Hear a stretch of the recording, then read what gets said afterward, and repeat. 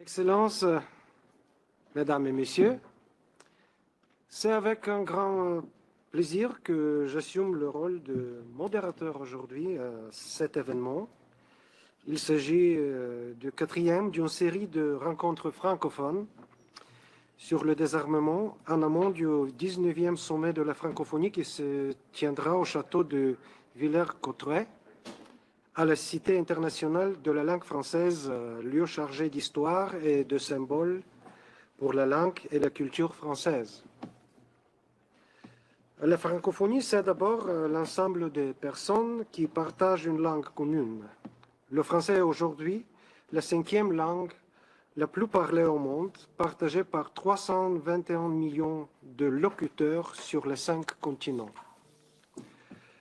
Ensuite, 88 États et gouvernements coopèrent au sein de l'Organisation internationale de la francophonie, l'OIF, y compris le mien, dans des domaines aussi variés que l'éducation, la culture ou l'économie.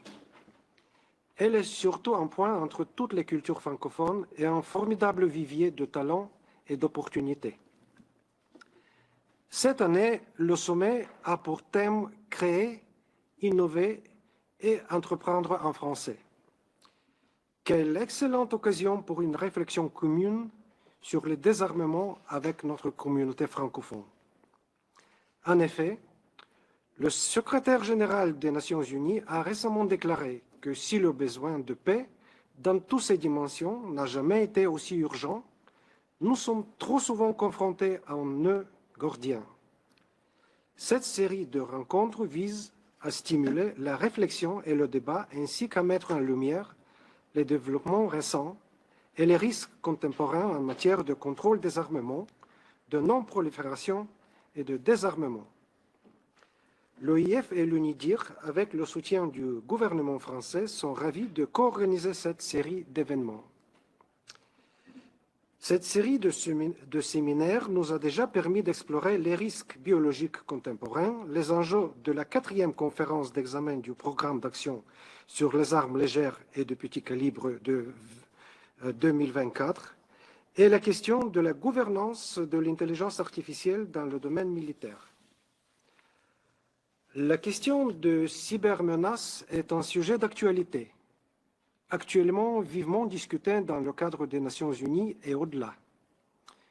C'est pourquoi il nous a semblé intéressant de nous réunir et d'aborder ces questions dans ce format.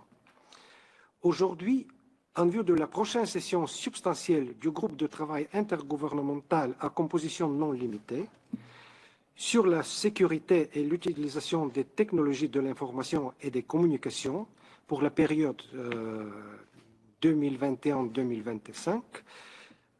L'acronyme est d'ailleurs OEWG, qui se tiendra du 8 au 12 juillet à New York. Nous nous pencherons ainsi sur la question de l'évolution et de la complexification du paysage de la menace dans le domaine cyber.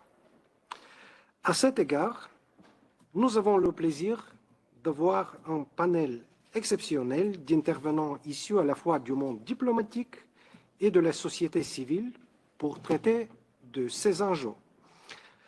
Avant de passer la parole à nos intervenants, je souhaite préciser que cet événement sera enregistré, à l'exception de la session de questions-réponses, et fera l'objet d'une publication vidéo sur le site Internet de l'UNIDIR ultérieurement. Maintenant, j'aimerais donner la parole à Madame l'ambassadrice Camille Petit, qui est ambassadrice représentante permanente de la France auprès de la conférence du désarmement à Genève. Madame l'ambassadrice, la parole est à vous. Merci beaucoup. Je suis ravie d'introduire cette 4e rencontre francophone, la 4e déjà, donc sur le désarmement avec l'OIF, l'UNIDIR, le groupe des ambassadeurs francophones que vous représentez, et merci d'avoir bien voulu faire la modération, et un panel, comme vous l'avez dit, extrêmement diversifié. Donc cette 4e rencontre est consacrée à l'évolution du paysage de la menace dans le cyberespace, mais aussi aux initiatives pour y répondre. Et donc je voudrais très brièvement, avant de laisser les experts s'exprimer, faire 3 remarques. D'abord, ce sujet, donc la stabilité du cyberespace, il n'est pas nouveau dans les enceintes de désarmement. La question donc des technologies, de l'information et de la communication, les TIC, dans le contexte de la sécurité internationale, tel qu'il est ainsi formulé. Et c'est une question qui est inscrite à l'ordre du jour de la première commission de l'Assemblée générale des Nations unies depuis 1998. Et le prisme est bien celui de la sécurité internationale, car l'espace numérique présente certaines spécificités qui permettent à un grand nombre d'acteurs, étatiques ou non étatiques, de développer véritablement un arsenal numérique utilisé à des fins de déstabilisation. Alors, les spécificités de cet espace numérique sur lesquelles nous aurons l'occasion de revenir, mais très brièvement, on a un relatif anonymat, une faiblesse des coûts, une certaine facilité d'accès aux outils malveillants, une facilité de mise en œuvre de ces outils, une prolifération des vulnérabilités. Et donc, l'arsenal peut ensuite être utilisé à des fins d'espionnage, de trafics illicites, d'ingérence, de sabotage, y compris contre des infrastructures critiques, sanitaires, énergétiques, financières.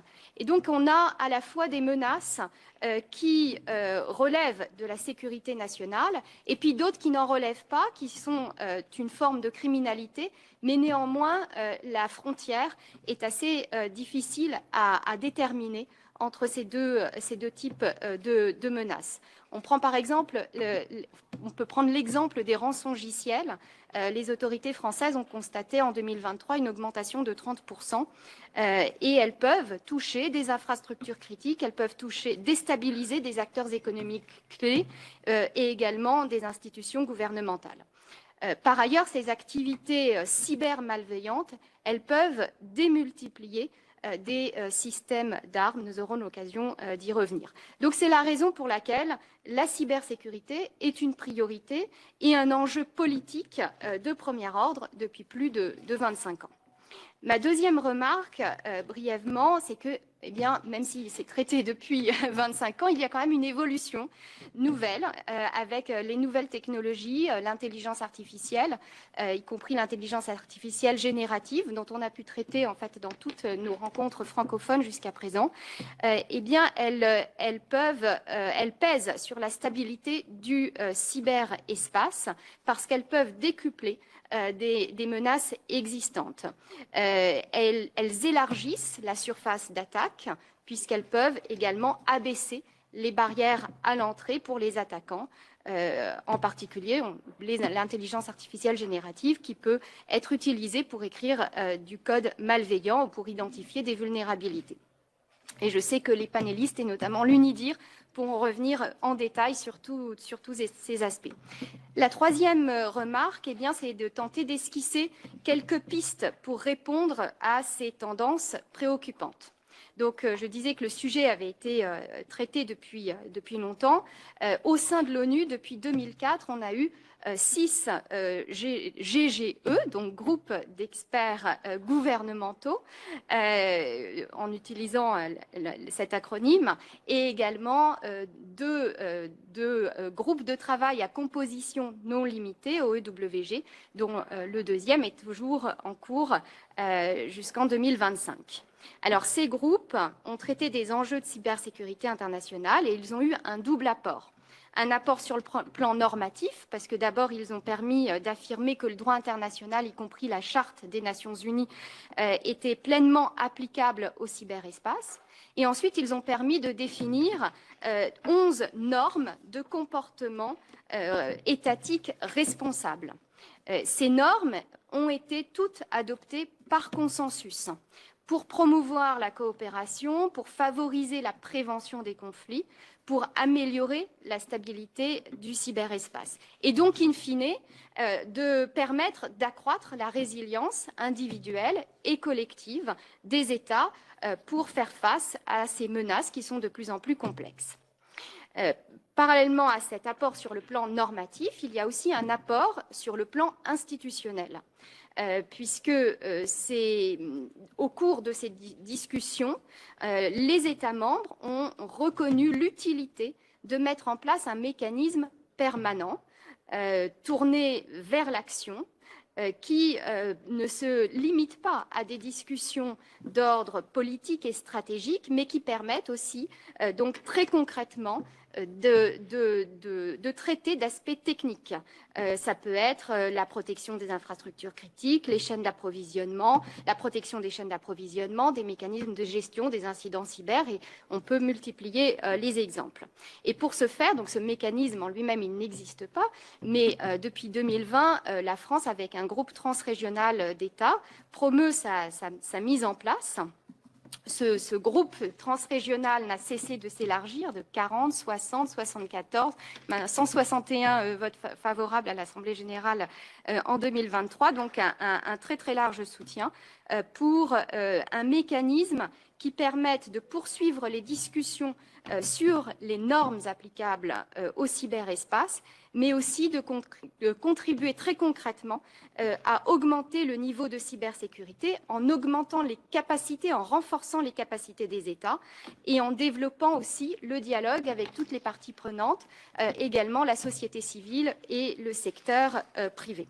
Donc en 2023, l'Assemblée générale des Nations unies a décidé la mise en place de ce programme d'action, au plus tard en 2026 et après la fin des travaux de l'actuel groupe de travail à composition non limitée. Donc tout l'enjeu aussi dont nous pourrons discuter, c'est de déterminer le contenu de ce programme d'action et notamment lors des prochaines discussions qui auront lieu à New York du 8 au 12 juillet et qui vont permettre d'élaborer un rapport intermédiaire, un rapport annuel de progrès qui devrait, je l'espère, nous aider à déterminer le champ, les fonctions et le fonctionnement de ce mécanisme avec plus de détails. Merci beaucoup. Merci, Madame l'ambassadrice, pour vos remarques introductives et très pertinentes d'ailleurs. Je vais désormais passer la parole à nos brillants panélistes, mais avant cela, permettez-moi de vous les présenter. Tout d'abord, Dr Giacomo Persi Paoli, chef du programme Sécurité et Technologie de l'UNIDIR, qui nous rejoint en ligne depuis New York. Avec nous dans la salle, nous avons aussi le plaisir d'avoir Madame Tejaswini Baramdoyal, deuxième secrétaire à la mission permanente de la République de Maurice auprès de l'Office des Nations Unies et des autres organisations internationales à Genève. Madame Marie Humont, mission permanente du Royaume des Pays-Bas auprès de la conférence du désarmement à Genève. Monsieur Jérôme Barbier, Forum de Paris sur la paix.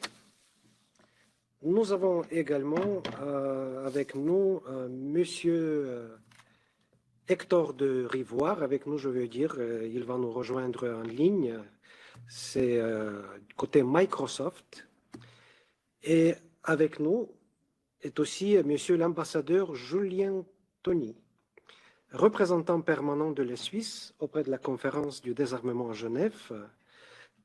Donc, nous pouvons ainsi commencer et maintenant j'aimerais donner la parole à Dr Giacomo Persi Paoli, chef du programme Sécurité et Technologie de l'UNIDIR, pour une présentation des principales conclusions de la conférence annuelle sur la cyberstabilité organisée par l'UNIDIR le 29 février et le 1er mars dernier. Monsieur Paoli, la parole est à vous. Merci, Monsieur l'ambassadeur, et merci, Madame l'ambassadrice, pour vos remarques inspirantes et pour votre soutien continu à l'UNIDIR.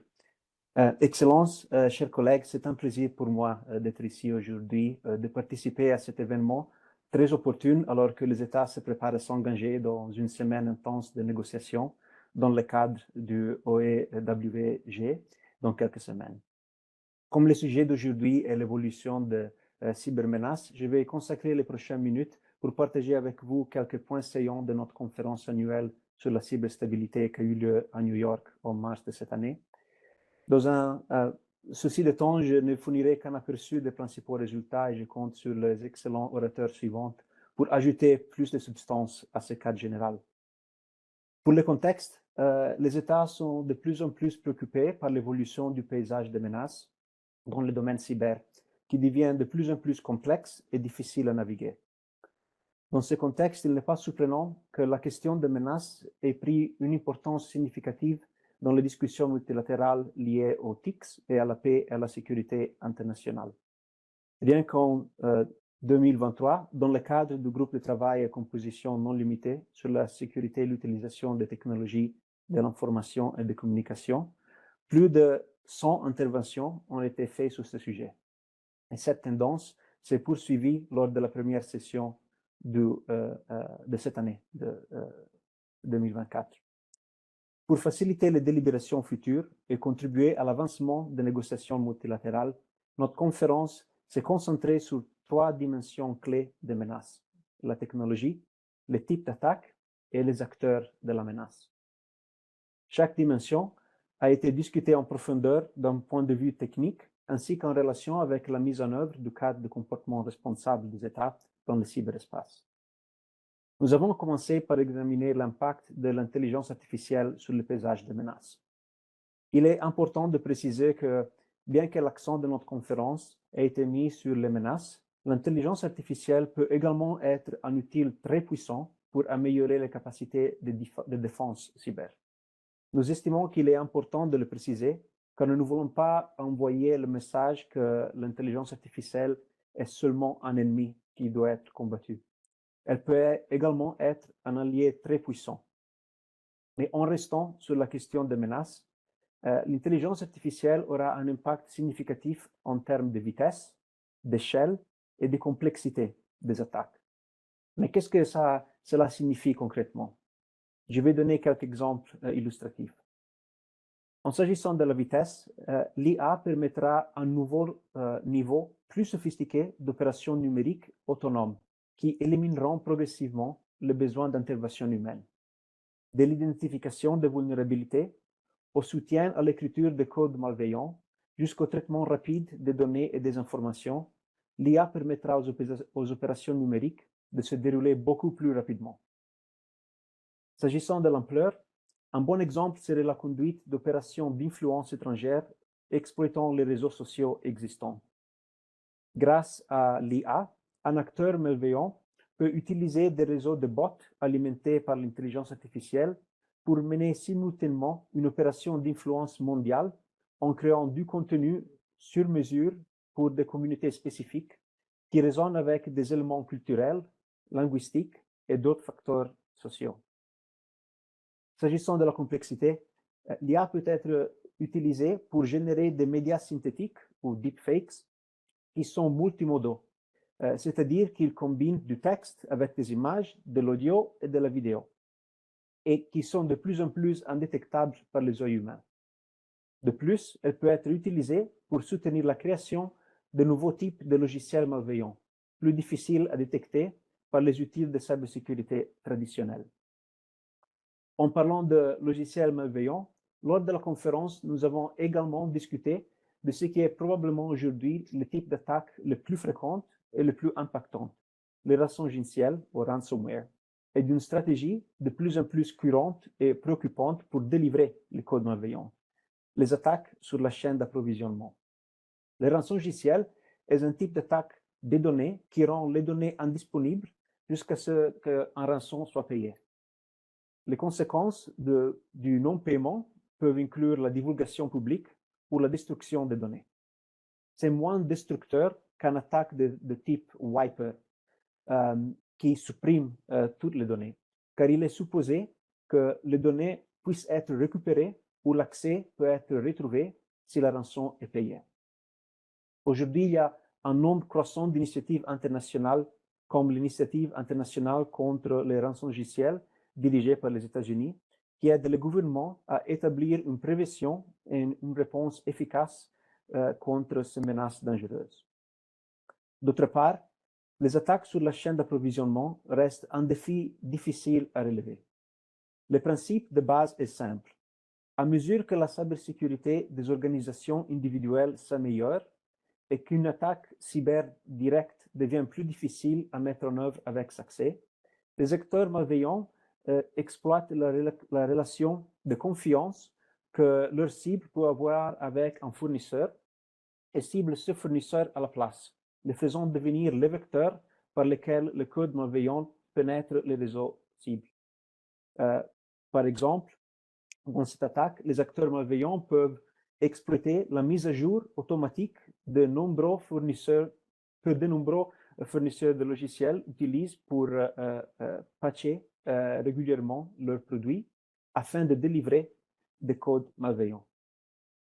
Enfin, la conférence a examiné comment le paysage des acteurs de la menace dans le domaine cybernétique évolue. Il est devenu clair que les États, bien qu'ils restent les principaux acteurs dans le contexte de la paix et de la sécurité internationale, ne sont qu'un élément d'un mosaïque beaucoup plus complexe. Les acteurs malveillants non étatiques ont de plus en plus accès à des capacités qui pourraient compromettre la sécurité nationale et internationale. L'émergence de marchés illégaux ou non réglementés pour les vulnérabilités, les outils malveillants ou les services qui offrent de bout en bout abaisse la barrière d'entrée et augmente le niveau de risque. Cela conclut le tour d'horizon des menaces qui ont été examinées pendant la conférence. Mais comment ces menaces impactent-elles la mise en œuvre du comportement responsable des États? Et comment le cadre normatif peut être utilisé pour prévenir ou atténuer un tel impact? La conférence a souligné que le cadre, comprenant le droit international, les 11 normes volontaires et des mesures de confiance et l'élément transversal du renforcement des capacités, peut offrir plusieurs outils aux États pour renforcer leur résilience contre ces menaces évolutives. Cependant, ce cadre ne doit pas être considéré comme statique. Il peut évoluer par l'ajout des couches d'analyse, des directives sur la mise en œuvre ou la création de nouvelles normes ou réglementations selon les besoins à mesure que les menaces évoluent. À ce regard, un rôle critique pour l'avenir de la cybersécurité internationale sera joué par le mécanisme qui succédera à l'actuel OEWG à partir de l'année prochaine ou de 2026.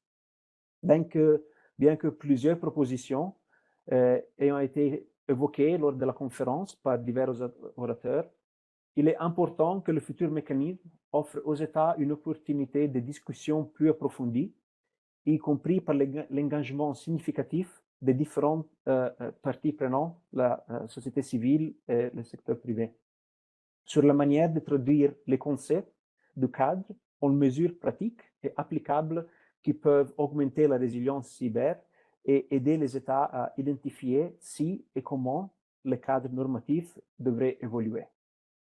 Cela conclut mon intervention. Je vous remercie de votre attention. Je m'excuse pour mon français et je redonne la parole au modérateur. Merci. Merci, Monsieur Giacomo Persi Paoli, pour nous avoir fait part des conclusions de la conférence annuelle de l'UNIDROIT, ce qui nous permet d'avoir une vue d'ensemble sur la prolifération des menaces en lien avec l'essor des nouvelles technologies, telles que l'intelligence artificielle que vous venez de mentionner, entre autres. Je vais désormais donner la parole aux représentants des délégations d'État que nous avons le plaisir d'avoir parmi nous cet après-midi. D'abord, Madame Tejaswini Balamdoyal, deuxième secrétaire à la mission permanente de la République de Maurice. Vous avez la parole, Madame. Merci beaucoup, Monsieur l'ambassadeur. Donc déjà, en parlant de l'intelligence artificielle ou la technologie, je vois que la photo ici est celle de mon Twitter. Donc merci beaucoup. Et mesdames et messieurs, les excellences, chers collègues, permettez-moi tout d'abord d'exprimer mon appréciation et ma reconnaissance à la mission permanente de la France auprès de l'ONU, ainsi que l'OIF et l'UNIDIA pour l'invitation de faire partie de ce panel. Mon intervention aujourd'hui portera sur notre propre expérience à Maurice, comment nous avons mis en place notre cadre normatif et législatif pour être sur un pied d'égalité, ou presque, relatif à l'évolution de l'espace cyber. Comme vous le savez, Maurice est un petit État insulaire en développement qui est doté d'une position géostratégique clé dans l'océan Indien. La première chose qui nous vient en tête, c'est que, OK, on est une petite île, mais qu'est-ce qu'on fait plus que ça? Notre besoin de travailler avec les autres, notre besoin du commerce nous fait voir qu'on doit engager avec d'autres marchés. Et surtout, à la suite de l'avènement de la mondialisation, nous ne pouvons pas vraiment dire que nous sommes une île insulaire. On n'est pas un État insulaire, on ne peut pas travailler en soi-même. Nous sommes à peu près 1,265 million de personnes qui vivent sur le territoire mauricien et sur l'intégralité du territoire mauricien. Cependant, la pénétration du marché mobile est à peu près 150%. Une telle interconnectivité et dépendance croissante au cyberespace s'accompagne cependant de leurs propres menaces et défis. En tant qu'un pays qui héberge un grand secteur TIC et BPO, un cyberespace sécurisé est essentiel pour nous. Je pense que, Madame l'ambassadeur, vous avez tout mentionné relatif aux menaces que nous faisons face. Nous avons des cybercriminels qui sont de plus en plus sophistiqués. Ils adaptent leurs tactiques à des mesures et de nouvelles défenses qui mettent en place. Le cyberespace est utilisé comme une plateforme pour compromettre des infrastructures critiques et commettre des crimes tels que les fraudes, le vol des données sensibles, etc. Et nous ne sommes pas à l'abri de tout cela. Nous savons que les législations ne rattraperont jamais les inventions scientifiques et technologiques, mais toutefois, les cadres juridiques et normatifs nous aident à quand même rattraper ces évolutions. Mon intervention, donc, sera triple, au niveau national, régional et international. Je voudrais commencer mon parcours à New York. Donc, comme vous le savez tous, Maurice a été un participant très enthousiaste dans les deux processus onusiens sur le comportement responsable du cyberespace, le GGE et le OEWG. Et comme mentionné par M. Paoli, quelque temps de cela, le cadre normatif développé par le GGE pour promouvoir un comportement responsable des États repose sur 4 piliers. Le droit international, les 11 normes volontaires, les normes variées pour soutenir la confiance mutuelle entre les pays et le renforcement des capacités. Donc, nous, parmi ces 11 normes volontaires, nous avons adopté comme les 11 commandements. Et de ces 11 normes, nous avons partiellement ou pratiquement adhéré à 7 normes.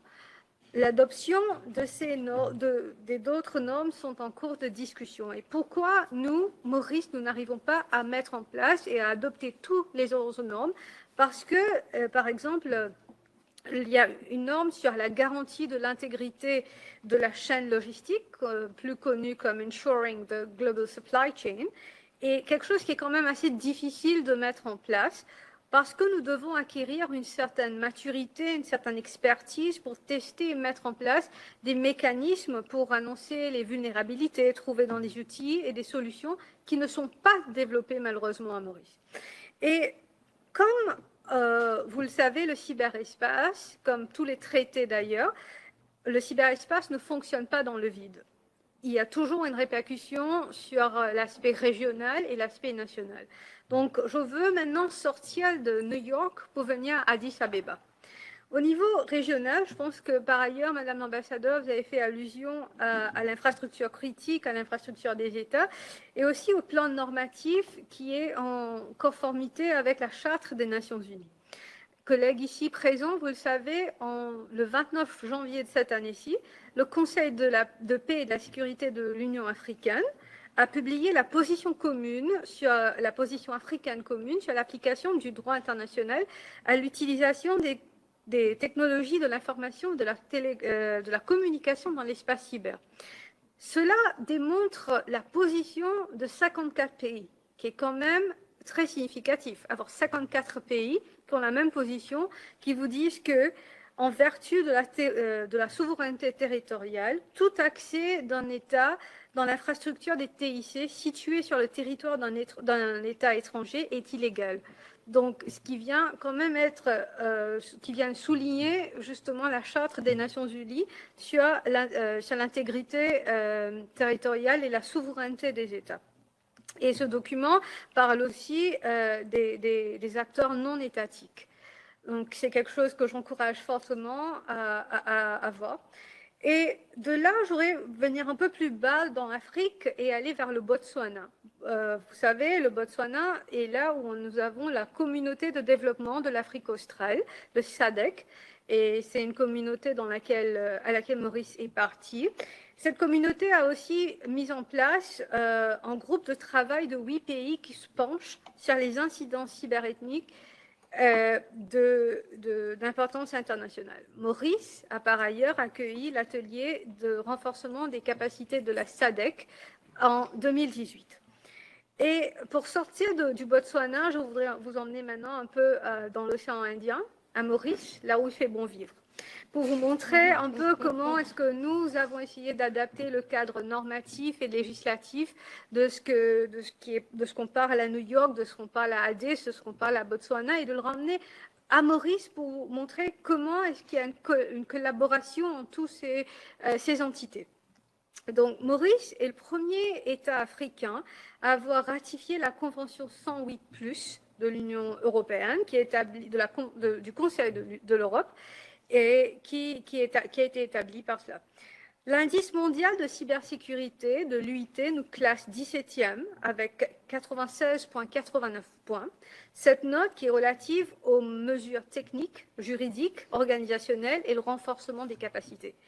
Ce qui vous montre quand même la volonté de Maurice dans l'espace cyber et de la volonté de vouloir travailler encore plus et d'intégrer Maurice dans l'espace cyber et de montrer qu'on est quand même une juridiction qui est très sécurisée. À Maurice, les menaces dominantes incluent les logiciels malveillants, le ransomware, les deepfakes sur les réseaux sociaux, ainsi que les menaces liées aux technologies émergentes telles que l'intelligence artificielle. Alors, ce qu'on a fait en termes de cadre législatif, nous avons le Children's Act, le Cyber Security and Cybercrime Act, et cela inclut le cyberharcèlement, la cybercriminalité, qui sont tous condamnés à Maurice. En sus du cadre législatif, nous avons mis ce qu'on appelle l'implémentation de tout cela. Nous avons le CERT-MU, qui est à Maurice, qui gère le Centre mondial d'excellence de l'UIT dans le cadre et dans le domaine de la cybersécurité depuis 2020. Ce centre fournit un renforcement des capacités à toute la région africaine sur différents sujets. Et à ce jour, nous avons plus de 900 personnels locaux et internationaux qui ont bénéficié d'un programme de formation. Et une formation spécifique qui est offerte sur les normes cyberéthiques techniques. Cette formation a été dispensée 2 fois et nous allons accueillir une prochaine formation sur les normes vers le dernier trimestre de cette année-ci. Avoir dit tout cela, je pense quand même que nous avons des défis à relever. Les défis dans le paysage cyber sont parce que nous avons, si je regarde par exemple dans le continent africain, nous avons différents niveaux de maturité et de développement, ce qu'il faut vraiment prendre en considération quand nous élaborons des normes. Il y a la nécessité aussi d'avoir une approche qui doit être basée sur les capacités et les besoins.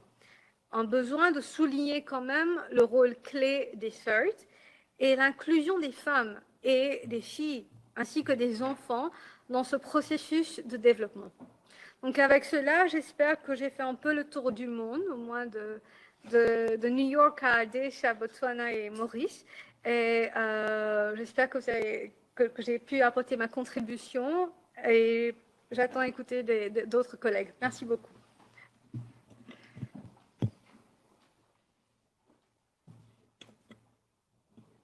Merci à Madame Tejaswini pour cet exposé instructif quant à la perspective nationale de la République de Maurice sur ces enjeux et aussi pour nous avoir transféré, bien que mentalement, dans un pays où il fait bien vivre, bien sûr, mais où on prend au sérieux les défis posés par les cybermenaces pour, bien sûr, mieux profiter des opportunités qui nous offrent l'évolution des technologies d'aujourd'hui.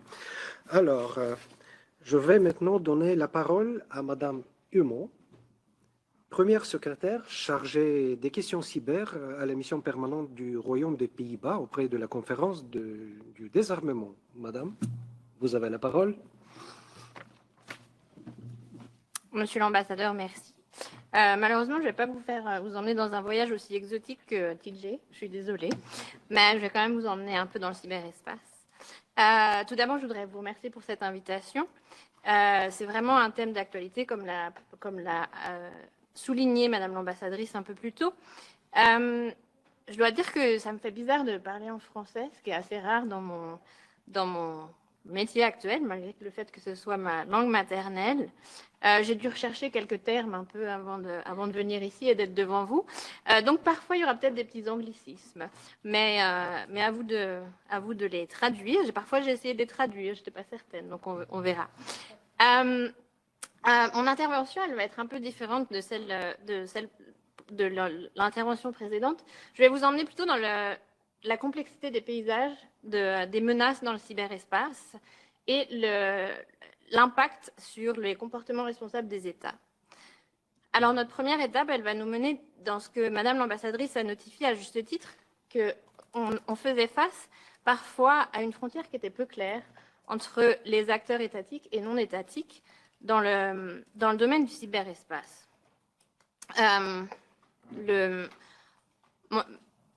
Effectivement, on se rend compte qu'il y a un rôle assez important et déstabilisateur des acteurs non étatiques dans le cyberespace, notamment, premier anglicisme, avec le hacking for hire, ce que je traduirais en français par les services de piratage informatique, professionnels, mais aussi les mandateurs ou proxies, comme vous pouvez le retrouver dans les différents rapports du GGE et du Open-Ended Working Group, qui agissent pour le compte d'autrui, soit dans un but mercantile ou bien dans un but politique. C'est une situation qui est assez préoccupante et nous avons récemment assisté, notamment au sein de l'Union européenne, à des attaques qui ciblaient des processus électoraux européens et des campagnes de fuite d'informations. Ce qui est commun chez ces acteurs non étatiques, c'est leur degré élevé d'opportunisme et aussi le manque de retenue qu'on peut voir chez eux. Par exemple, nous avons vu des acteurs non étatiques mener des cyberactivités qui étaient mal conçues, voire irresponsables, et qui ont pu avoir des répercussions notamment sur les infrastructures critiques et les services essentiels. Je ne donnerai qu'un exemple, c'est WannaCry, qui a été une attaque de ransomware, et qui a entraîné des milliards de dollars de coûts dans le monde entier. Donc ça, c'est vraiment une situation très préoccupante. Je vais m'attarder un peu sur le rôle de l'intelligence artificielle, puisqu'il a été à plusieurs reprises, jusqu'à dans les 20 premières minutes, nommé. Effectivement, l'intelligence artificielle a un côté très positif, mais il peut aussi exacerber les risques qu'on voit apparaître dans les campagnes de cyber. Elle pourrait notamment permettre à des acteurs non étatiques de trouver et d'exploiter plus facilement des failles et des vulnérabilités. Elle pourrait également contribuer à l'automatisation et l'intensification des cyberopérations, ce qui pourrait avoir des effets assez imprévus et des risques d'escalade et constituer une menace sérieuse pour la stabilité internationale. La question de la responsabilité de ces acteurs non étatiques, elle est très importante parce que, outre le fait que ça a un effet déstabilisant, mais également un potentiel impact sur la stabilité internationale, il y a vraiment un problème de responsabilité, surtout quand certains États font appel, comme je le disais un peu plus tôt, à des mandataires, c'est-à-dire des groupes de pirates informatiques, pour limiter leurs responsabilités et éviter d'avoir à rendre compte devant les autres États de leurs activités. Et donc ne pas mettre en application les règles et le cadre réglementaire qui a été indiqué précédemment et accepté ici au sein des Nations Unies. Le recours à des mandataires pose des difficultés assez importantes, notamment par rapport aux questions d'attribution, et puis peut entraîner des malentendus, des perceptions erronées entre les États. Et cette absence de responsabilité peut bien évidemment, comme je le disais un peu précédemment, impacter la stabilité mondiale. Donc, que peut-on faire dans le cadre du cadre législatif que nous avons actuellement? Il y a deux choses. En vertu du droit international, le droit de la responsabilité de l'État, et puis ensuite j'irai un peu plus dans le cadre normatif. Ça sera la deuxième étape de mon voyage, un peu moins exotique que vers l'île Maurice. Tout d'abord, le contrôle effectif de l'État en vertu du droit des responsabilités de l'État, c'est-à-dire que les États peuvent être eux-mêmes tenus responsables du comportement de leurs mandataires, et ce, en application du droit international. Il faut qu'il y ait certains... on dispose dans ce contexte de lignes directrices très claires sur la responsabilité des États à l'égard de leurs mandataires, c'est-à-dire que toute action d'un acteur non étatique peut être attribuée à un État si ses mandataires sont des organes de l'État ou si l'État exerce un contrôle effectif sur l'acteur non étatique. Alors, ce qui est un peu plus... il faut apporter des preuves d'un degré élevé de contrôle, ce qui peut parfois être difficile, mais pas impossible. Et on parvient aujourd'hui avec les techniques actuelles à mieux établir les liens entre ces acteurs non étatiques et les États. Ça, c'est du point de vue du droit international.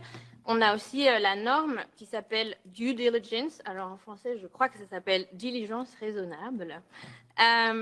Et qui est les États qui ont accepté de ne pas permettre sciemment que leur territoire soit utilisé pour des actes internationalement répréhensibles au moyen des TIC. Ce que nous appelons diligence raisonnable. C'est la norme C. Alors, allez voir les 11 normes, mais c'est la troisième. C'est une norme non contraignante, mais pour les Pays-Bas, c'est aussi une règle de droit international qui s'applique dans le cyberespace. Les États, sur la base de la diligence raisonnable, doivent donc arrêter les groupes de pirates informatiques opérant à partir de leur territoire si leurs actions violent les droits des autres États, tels que leur souveraineté. Il faut néanmoins que ces États puissent raisonnablement savoir que ces pirates sont actifs sur leur territoire. Ce qui m'amène à au point suivant, c'est-à-dire le renforcement des capacités, parce que tous les États n'ont pas la pleine capacité de savoir ce qui se passe sur leur territoire. Et j'ajouterai un point, c'est que cette règle ne veut pas dire que les États sont responsables de la surveillance et de toutes les activités malveillantes sur leur territoire, mais bien qu'elles doivent sciemment être au courant des activités qui se passent. Ça ne veut pas dire qu'elles doivent tout surveiller. Donc, je vous amènerai un peu sur les capacités. C'est ce que TJ disait un peu avant. C'est-à-dire que la mise en œuvre de ces normes nécessite aussi des capacités, c'est-à-dire qu'un État doit disposer d'un CERT, mais également de plateformes d'échange, de formulation de demandes d'assistance, mais aussi, on peut aussi parler de cet annuaire de points de contact qui existe au niveau régional, bien souvent, mais aussi qu'on a développé au niveau du Open-Ended Working Group récemment. Et cette coopération internationale et ce renforcement des capacités ne se passe pas seulement au sein des organisations internationales, mais également peut être fait par l'intermédiaire d'autres acteurs. Et je citerai là le Forum mondial sur la cyber-expertise, ou GFCE, Global Forum on Cyber Expertise. Je ne pense même pas qu'ils aient un site en français, mais peut-être. J'irai vérifier, je vous le dirai.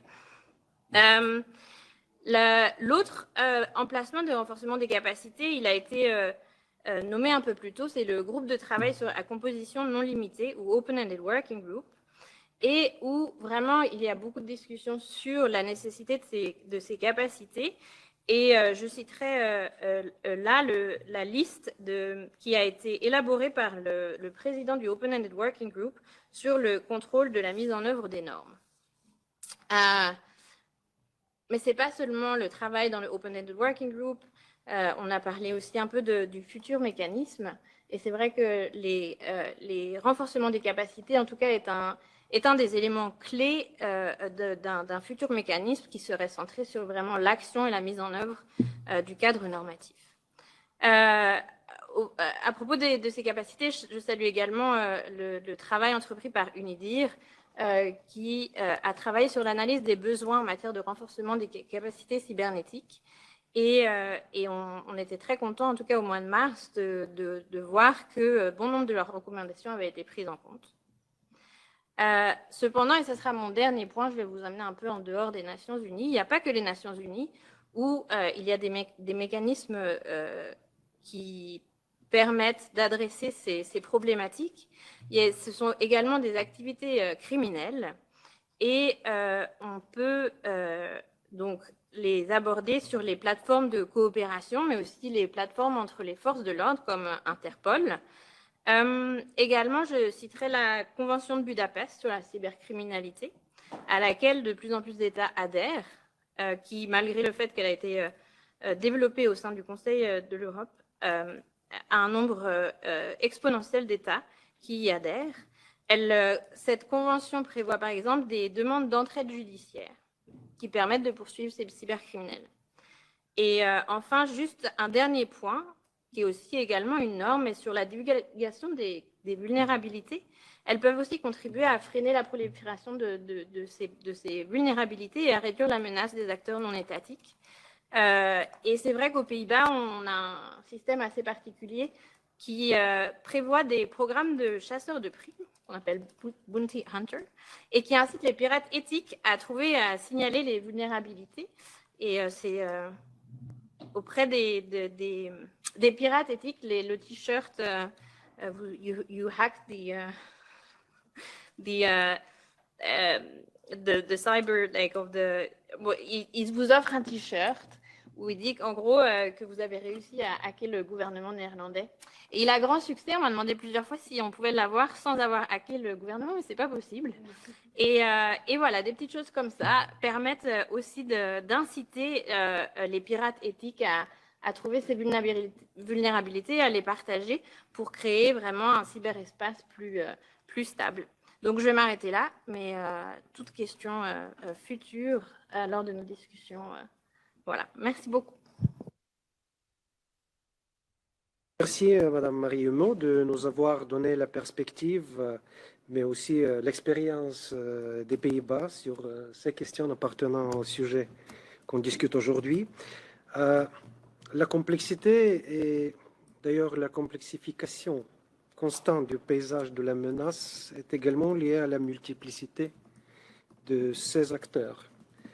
Aujourd'hui, nous avons le plaisir d'avoir à nos côtés des représentants de la société civile.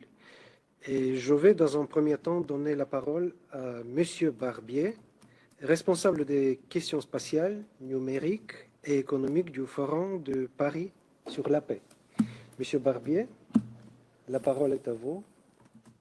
Merci beaucoup, Monsieur l'ambassadeur, et permettez-moi tout d'abord de remercier la représentation permanente de la France auprès de la conférence des armements, l'OIF et bien sûr UNIDIR pour leur invitation pour cette conférence. Et je vais rejoindre aussi Madame Humeau. C'est une expérience intéressante de, pour une fois, parler en français de ce sujet-là. Donc j'ai dû faire quelques recherches sur les traductions des différents termes. On pourra comparer nos notes à la fin. En effet, on a entendu énormément de choses très intéressantes et je vais rester assez bref et plutôt réagir à ce qui a été dit pour permettre un dialogue par la suite. Le cyberespace, de manière générale, ces technologies émergentes ont ceci de spécifique en matière de sécurité internationale qu'elles sont très largement développées par des acteurs privés, très largement possédées par des acteurs privés et par ailleurs très largement développées pour des applications avant tout civiles ou commerciales. Ce qui est une différence par rapport à beaucoup de parties, typiquement de l'industrie de défense, où les applications sont directement faites pour des applications stratégiques et surtout peuvent être, par exemple, comptées. Une différence que vous aurez entre un logiciel espion, un spyware, ou un missile, c'est que le missile, vous pouvez les compter, ce qui signifie que pour assurer la stabilité internationale, vous pouvez avoir des accords qui permettent d'assurer une vérification réciproque sur les armements, mais aussi de protéger les armements, avec une responsabilité des États qui est claire, par exemple sur la sécurité de leurs arsenaux, qui est très difficile à mettre en œuvre dans le cyberespace, puisqu'on parle de lignes de code, que ce sont des choses qui sont naturellement proliférantes dans un milieu qui reste virtuel, qui est très difficilement maîtrisable. Et vous avez parlé, Madame Huot, pour réagir sur la dernière intervention, du rôle déstabilisateur de beaucoup d'acteurs non étatiques, dont je vais effectivement parler, et c'est vrai. Et l'une des raisons pour lesquelles ces acteurs sont aussi puissants, c'est aussi parce que les activités des États eux-mêmes finissent par avoir ce rôle déstabilisateur, puisqu'ils empower, rendent puissants les acteurs non étatiques involontairement. Quand on fait une cyberattaque, quand on lance une cyberattaque pour des raisons tout à fait légitimes en droit international, de sécurité nationale ou pour n'importe quel intérêt public légitime. La différence avec une attaque physique, c'est que le code reste. Vous avez mentionné WannaCry, qui est effectivement à ce jour l'attaque qui a eu le plus de conséquences financières au niveau international et qui a posé des questions de sécurité internationale. Le code de WannaCry a été rétro-ingénéré sur une attaque conduite par un État membre des Nations Unies. Ce qui pose des questions, pas une question de blâme, mais qui pose une question de sécurité internationale sur le comportement des États et l'autorestriction qu'il peut être légitime de se poser en tant qu'État pour éviter ce genre de prolifération. Et ici encore, de rappeler, puisque c'est un exemple que je vais développer un peu plus après, quand on parle de non-prolifération sur ces capacités cybernétiques, intrusives ou disruptives, on pose moins le sujet comme de la non-prolifération nucléaire. L'enjeu, c'est pas de réduire le nombre d'États possédant la capacité, c'est avant tout s'assurer que ces capacités ne seront utilisées que par les acteurs légitimes dans l'ordre international, à savoir les États, et que même une activité légitime d'un État ne puisse pas amener à ce que, ou bien des groupements terroristes, ou bien des hackers mal intentionnés, ou bien d'autres groupes non légitimes ou mal intentionnés puissent l'utiliser pour des raisons criminelles. Alors, puisque je dois présenter un peu le rôle des parties prenantes sur ces questions-là, j'ai déjà présenté très rapidement le Forum et ce qu'on fait. Le Forum est une organisation non gouvernementale qui travaille pour soutenir le multilatéralisme sur différents sujets, notamment sur les questions de technologies émergentes et les questions de gouvernance globale nouvelles ou qui se posent différemment suite aux évolutions technologiques. Pour ce faire, nous avons un sommet annuel dans lequel plusieurs de vos ministres et chefs d'État sont venus tous les ans et nous espérons les revoir cette année encore. Et au long de l'année, nous assurons la continuité des différents livrables ou des différentes initiatives qui ont été présentées par les États et l'ensemble des parties prenantes présentes pendant l'événement. En matière de cybermenaces, nous assurons notamment le secrétariat de l'appel de Paris pour la confiance et la sécurité dans le cyberespace, qui a été lancé à l'initiative de la République française avec 50 partenaires publics et privés en 2018, qui aujourd'hui compte 1200 soutiens, dont 80 États, 700 entreprises et 350 organisations de la société civile. Dans ce cadre-là, on a été au premier chef témoin du rôle des ONG, des universités ou du secteur privé pour soutenir le travail des États en matière de développement de normes, mais aussi de mise en œuvre effective de normes de bon comportement dans le cyberespace. Alors, il y a trois principales dimensions du rôle des parties prenantes dans l'ensemble de ces discussions que je voudrais souligner. D'une part, les parties prenantes, en particulier le secteur privé, ONG et universités, comme la communauté technique, c'est-à-dire l'ensemble des personnes vraiment techniciens qui gèrent concrètement le cyberespace dans le public ou dans le privé, possèdent une expertise. Une expertise qui souvent n'est pas dans les administrations d'État, qui notamment gèrent les questions de désarmement pour des raisons évidentes. Il y a une technicité fondamentale dans le cyberespace que, rassurez-vous, je ne maîtrise pas, puisque j'ai fait des sciences politiques, comme beaucoup de gens dans la salle, je pense. Mais donc cette expertise-là est irremplaçable. Alors elle est aussi bien technologique que juridique, que pratique aussi, sur la mise en œuvre effective des différentes réponses. Il y a une autre forme d'expertise qui est un peu plus spécifique en matière de cybermenaces, qui est la connaissance de l'environnement cyber lui-même. Comme je l'ai dit et comme ça a été mentionné avant, l'environnement cyber est flou.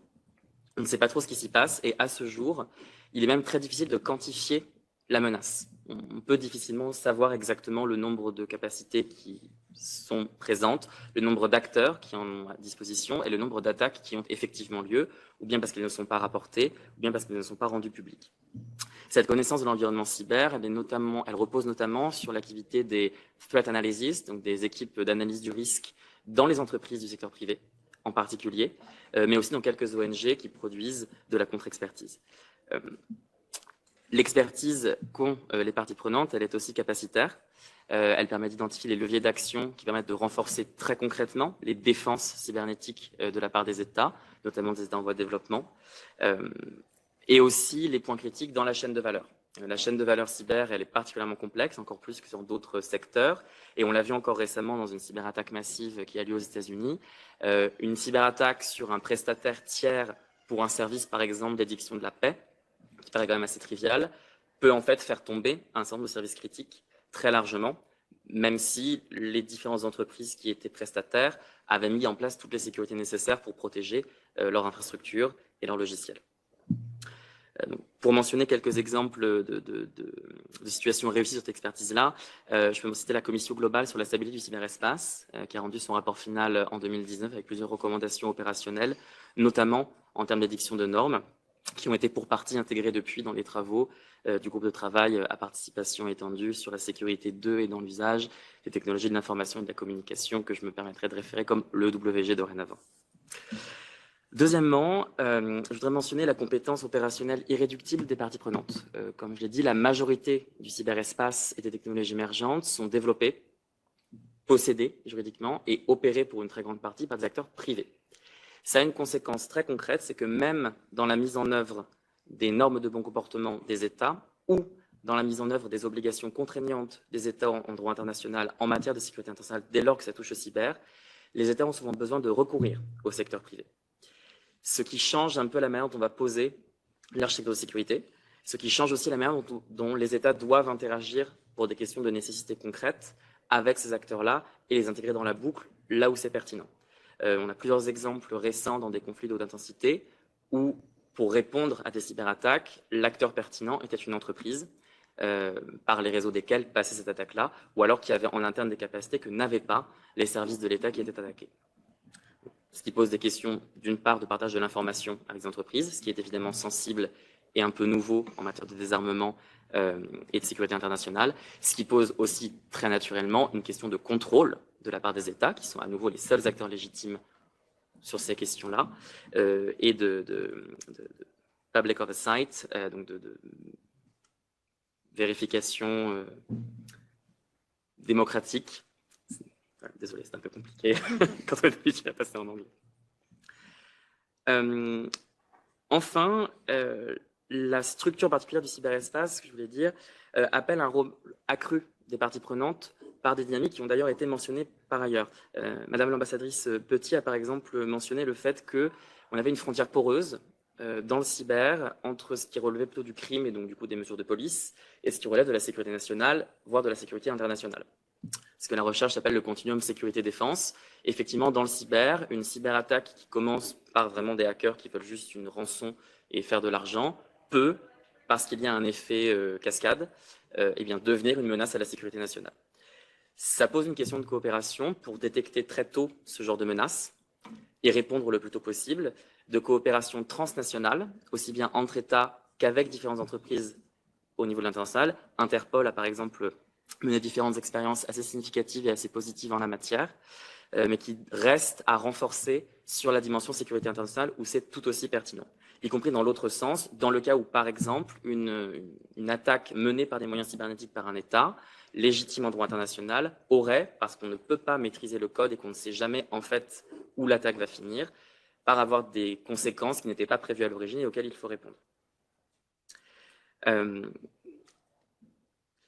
De la même manière, cette coopération-là, elle se fait d'une autre manière, enfin, sur un autre plan, qui est la coordination normative. Alors ça, c'est un peu plus sensible, surtout quand on parle de normes de sécurité internationale pour les États, qui très légitimement souhaitent conserver le monopole de la réglementation sur ce point-là. Ce sera peut-être surprenant pour un Français de dire ça, mais tout n'est pas réglé avec un traité contraignant. Et donc ça a été effectivement mentionné aussi avant, que les législations ne peuvent pas rattraper l'avance technologique. C'est effectivement vrai, d'autant plus pour les technologies émergentes et le cyber. C'est là qu'il faut penser, à mon avis, et c'est le travail qu'on a essayé de mener aussi dans le cadre de l'appel de Paris, il faut penser les normes de bon comportement en réseau. Les accords qu'il va y avoir en milieu consensuel à l'ONU, qu'ils soient contraignantes ou non contraignantes d'ailleurs, sont des normes qui posent des principes et des responsabilités et des lignes directrices pour les États dans leur manière d'opérer. Ces normes-là et ces principes prennent du temps à négocier, je pense que tout le monde dans la salle le sait mieux que moi, et donc ont vocation à durer un peu de temps. D'autres cadres touchant à des technologies émergentes, par exemple l'espace, le traité de 67 pose des principes clairs qui, malgré les évolutions significatives du marché spatial, valent toujours aujourd'hui. C'est ça le rôle d'un traité contraignant, c'est ça le rôle d'une norme au niveau onusien.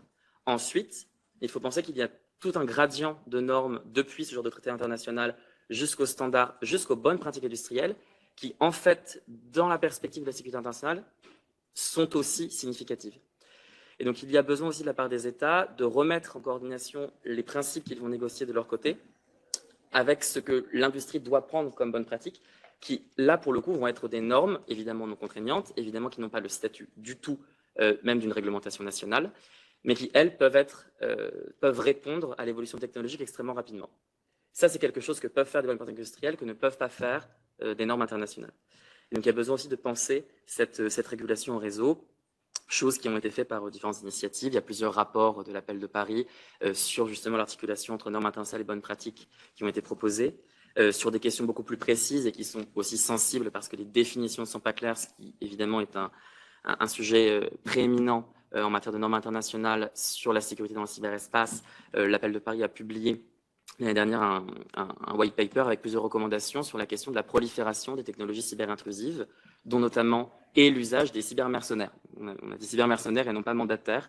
Voilà, on pourra en discuter ensuite sur l'affichage qu'on veut mettre en français, mais qui sont effectivement des sujets sur lesquels l'ensemble des acteurs peuvent en fait prendre un rôle normatif et peuvent aussi prendre un rôle surtout opérationnel pour lutter contre ce genre de menaces. Et voilà, ayant mis en avant ces différents éléments, je pense que je vais m'arrêter là pour laisser la parole à Hector qui vous présentera un avis du point de vue du secteur privé qui sera bien plus compétent que moi sur la technique.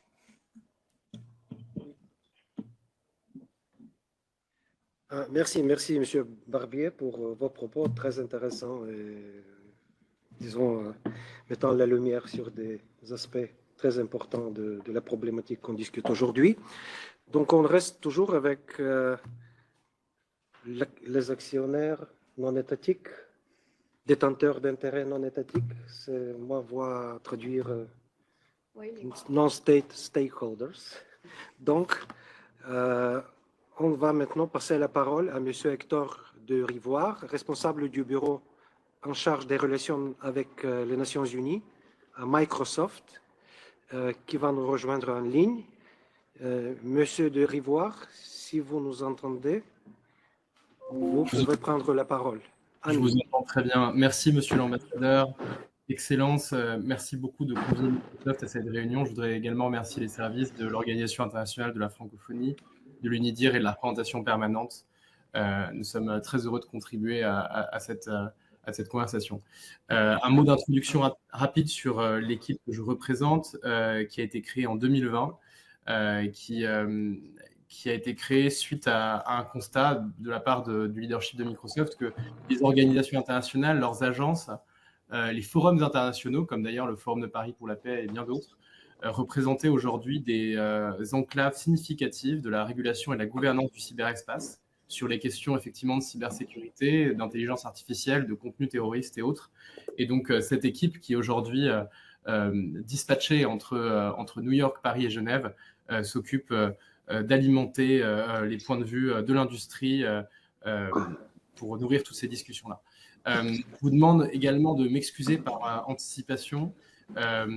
J'ai travaillé cette présentation avec notre propre centre d'analyse de cybersécurité et des menaces afférentes à la cybersécurité qui n'a pas encore été touché par le message de l'Organisation internationale de la francophonie. Donc certaines de ces slides sont dans un franglais dont je vous demande de m'excuser par anticipation.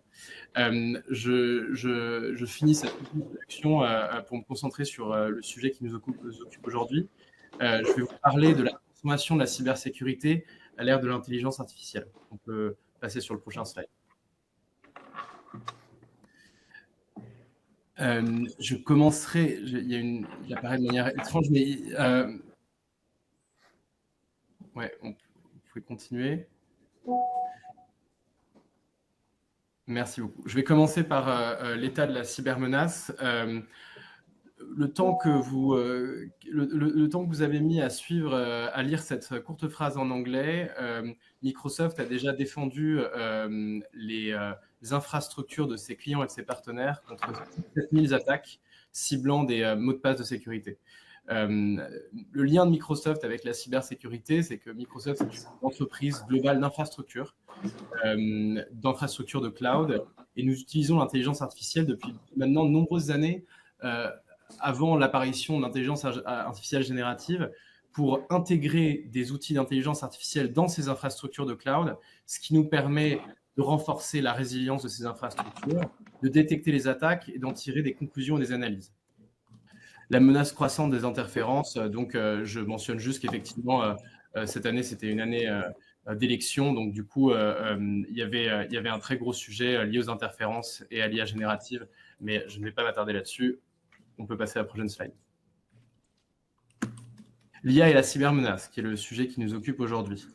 Donc, ce qui est intéressant, c'est que dans le cyberespace, les acteurs menaçants absorbent toujours très très vite les tendances technologiques.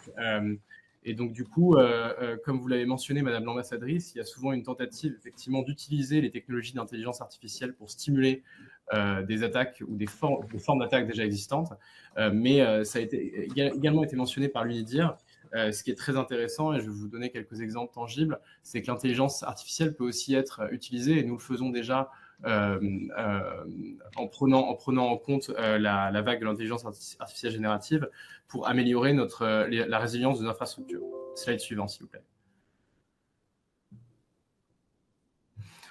Donc, 3 exemples très concrets de la manière dont l'intelligence artificielle est utilisée par les acteurs menaçants. C'est effectivement l'utilisation de l'IA pour mieux reconnaître et identifier les potentielles organisations victimes, le fait d'utiliser des outils d'intelligence artificielle générative pour écrire des lignes de code, ou alors tout simplement le fait d'utiliser l'IA et ses capacités pour étendre une cyberattaque en utilisant les outils de langage fournis par le laboratoire d'intelligence artificielle aujourd'hui.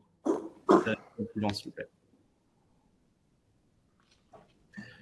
Donc, les avantages maintenant de l'IA pour la sécurisation des infrastructures. Donc, c'est qu'aujourd'hui, l'IA générative permet de donner accès à des vastes jeux de données. Donc, les organisations qui sont spécialisées dans la défense et l'augmentation de la résilience disposent de plus de données.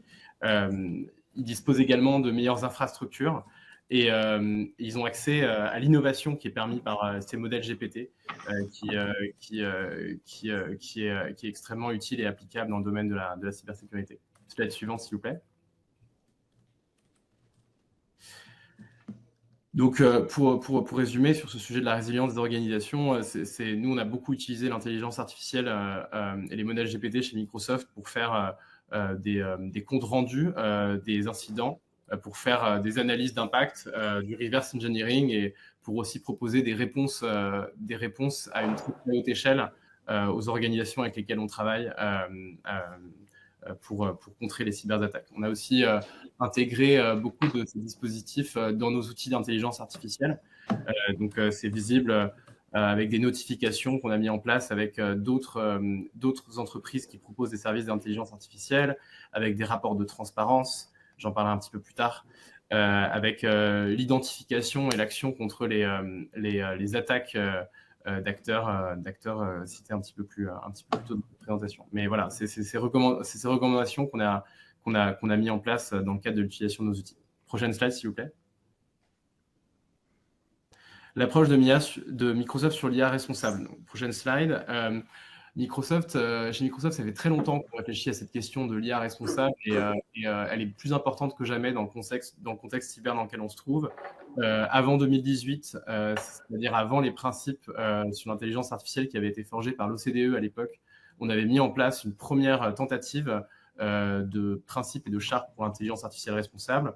Aujourd'hui, on l'a un peu actualisé avec les principes d'accès à l'intelligence artificielle que vous voyez ci-dessous. Je ne vais pas tous les décrire, mais pour moi, les sujets sont absolument interconnectés. On peut continuer à la prochaine slide.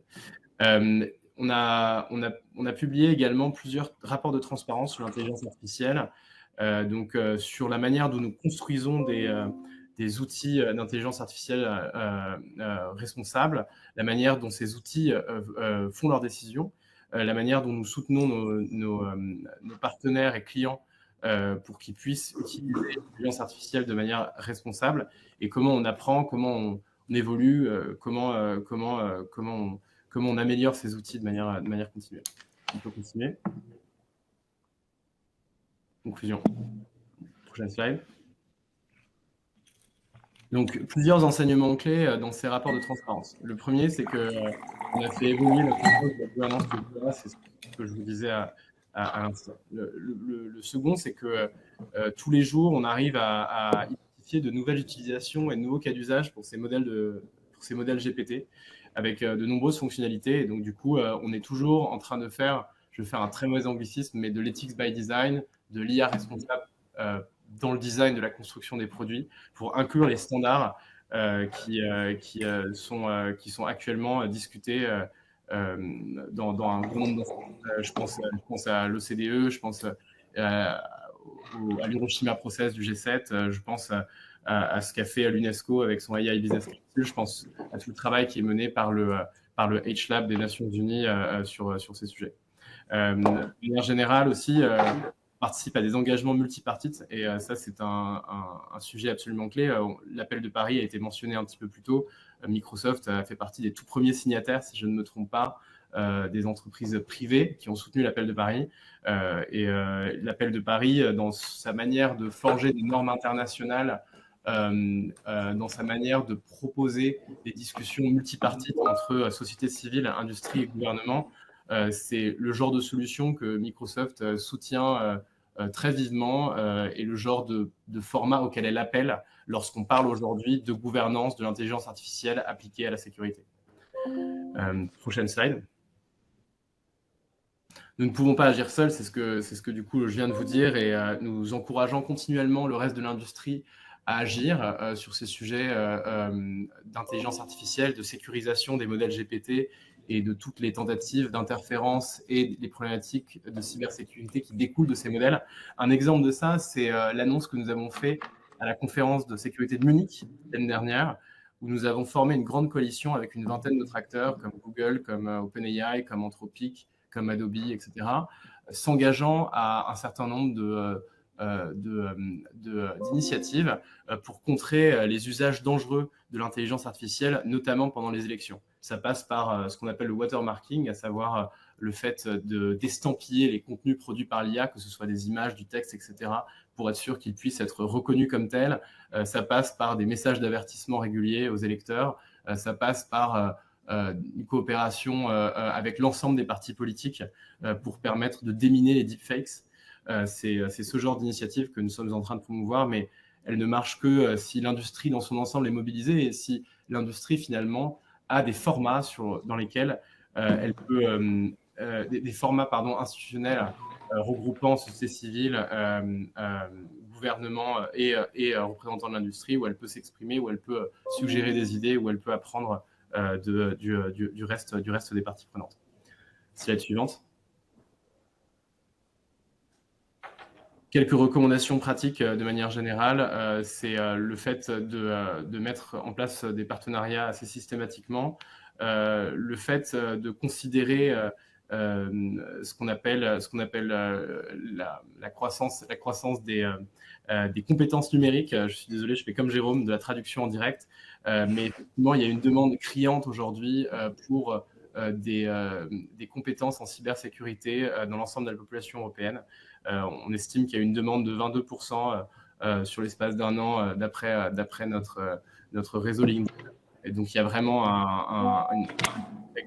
une très, très grande dimension d'apprentissage qui peut être franchie dans les prochains mois. Et puis, je pense que je conclurai juste là-dessus, mais il est essentiel qu'on mette en place des normes et des standards internationaux qui actualisent les normes cyber actuelles à l'ère de cette intelligence artificielle générative qui finalement provoque énormément de discussion, que ce soit sur la désinformation, sur la propriété des données, sur leur exploitation, etc.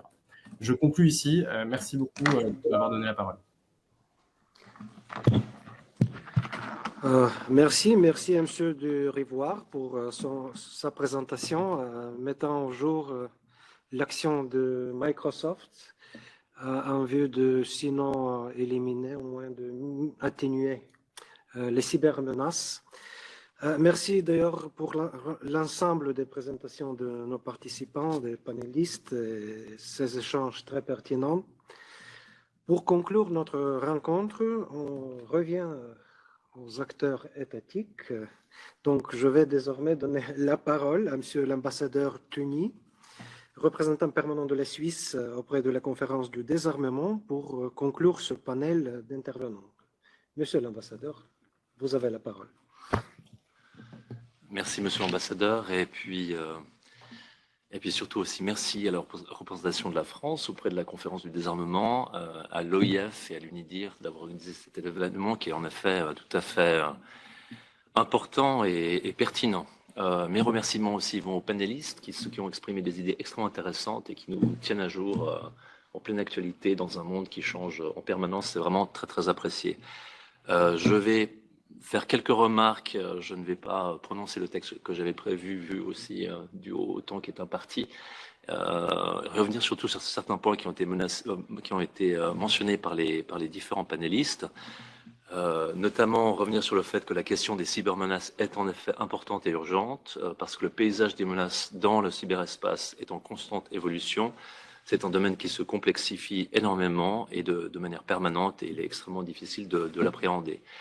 On observe deux évolutions qui sont déterminantes dans le cyberespace. C'est tout d'abord la numérisation accrue des conflits et le recours à des opérations cyber pendant les conflits armés, ce qui transforme aussi la nature de ces conflits. Et d'autre part, une intensité croissante des attaques. En rapport avec ce qui a été dit sur la question de l'intelligence artificielle, en effet, je suis aussi du même avis selon lequel l'intelligence artificielle n'est pas forcément une menace en soi, mais plutôt un outil puissant qui peut être aussi utilisé dans le domaine de la défense. Et là, justement, je crois qu'il faut prendre en compte les évolutions constantes des technologies et puis l'avis des experts. Un aspect important aussi que je voudrais mentionner, c'est justement la question, il faudra peut-être en discuter une fois, c'est la question sur les attaques contre l'intelligence artificielle elle-même, c'est-à-dire non pas l'utilisation de l'IA à des fins malveillantes, mais l'exploitation des vulnérabilités qu'on trouve au sein de l'intelligence artificielle. Et probablement, ça, c'est un des défis qui nous occupera aussi dans le futur. Puisque nous sommes à Genève, je vais aussi revenir sur le rôle particulier que joue Genève dans le domaine de la gouvernance ou de la bonne gouvernance, en vous disant tout d'abord que l'aspect collaboratif est très important. Donc, ça a été mentionné par différents panélistes aujourd'hui, le fait que nous sommes différentes parties prenantes, multiples, et c'est la raison pour laquelle Genève est l'endroit idéal pour parler des cybermenaces et des moyens d'y faire face.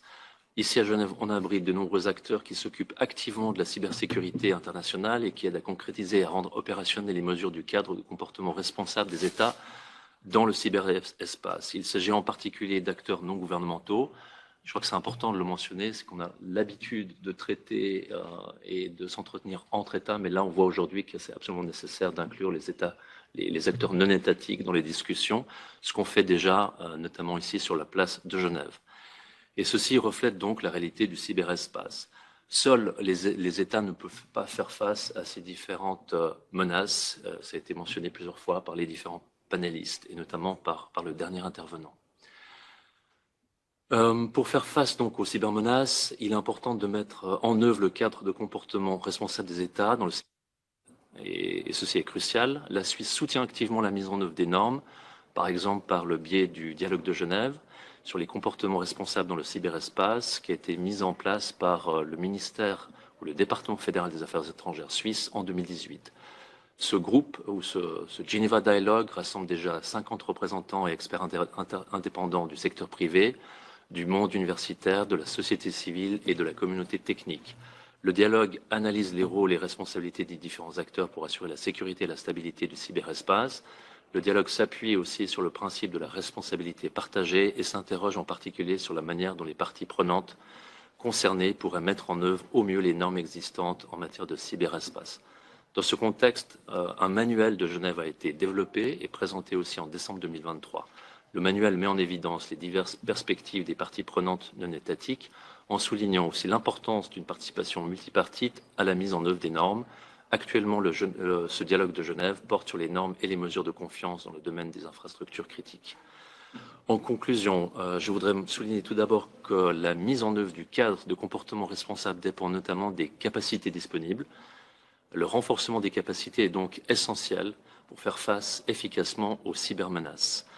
À cet égard, la Suisse se réjouit aussi d'accueillir la deuxième conférence globale sur les capacités de renforcement cyber à Genève en mai 2025. Et pour faire écho aussi à ce que mentionnait le dernier intervenant, M. de Rivoire, il est vraiment très important ici de briser les silos, d'accroître la coopération entre toutes les parties prenantes. Donc nous sommes convaincus qu'ici à Genève, nous avons les institutions nécessaires, mais qu'aussi nous pourrons développer les synergies qui seront utiles à continuer dans ce domaine-là.